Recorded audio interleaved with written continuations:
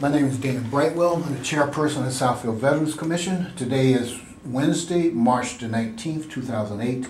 We're at the Southfield Public Library recording for the Veterans History Project. Mr. Timothy A. Wirkus. Tim, why don't you just give us some background,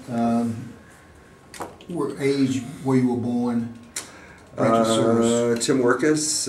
I was born August 9th, 1947 at St. Joseph Hospital on Milwaukee and Grand Boulevard in Detroit, which is no longer there because they tore it down to build the GM Poletown plant. I was baptized at St.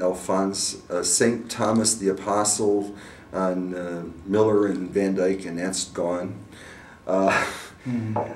Went to Wilbur High School in 12th and Canfield. That's torn down. But grew up on the east side of Detroit, Harper, Van Dyke area, Lynch Road and Maneliot, to be more precise. My dad was a radio operator on B-17s in North Africa in World War II. So he was always telling stories about the Air Force.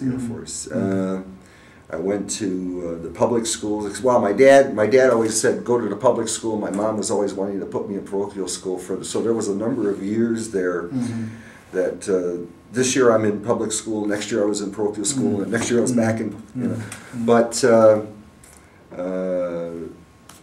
But anyway, an East Sider. My dad worked at Plymouth Motor right there on Maneliot, so we lived 2 blocks from the factory. So my brother and I would run down to the main gate and walk home with him. He just walked home from work. I do recall, because of the 50s and the 60s and all of the things that went on, like down south, and with the racial stuff. I went to Cooper Elementary School on Georgia and Cary, and I was in the first grade, 1953, and there was another school a couple of miles away called A.L. Holmes Elementary, which was mostly a black school, and it was overcrowded. And so they used to put a whole bunch of these kids from the A.L. Holmes School on Detroit city buses.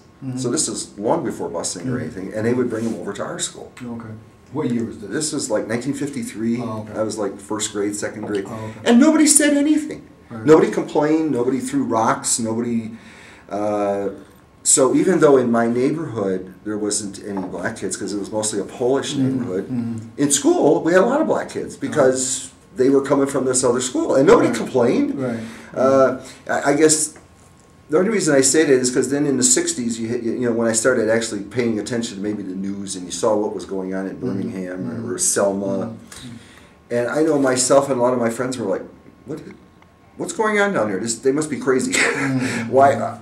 Just people, Why is everybody getting so upset about that? But so I went to, like I say, 1 year I'd go to parochial school, next year public school, and just kind of back and forth, and got a paper route when I was a kid and delivered the Detroit Times, and then I went to Wilbur High School, and as an auto mechanic, and because that was Wilbur, sort of the lesser of the schools here in Detroit, like Cass Tech. Everybody heard of Cass Tech, and Commerce, but Wilbur was just as tough to get into as Cass Tech was, but it was more of a trade school. It had all these curriculums for ladies. They had nursing, and for boys they had electrical or automotive, and so you learned how to fix cars and transmissions and engines. And so I graduated in 1965. I graduated from Wilbur, and matter of fact,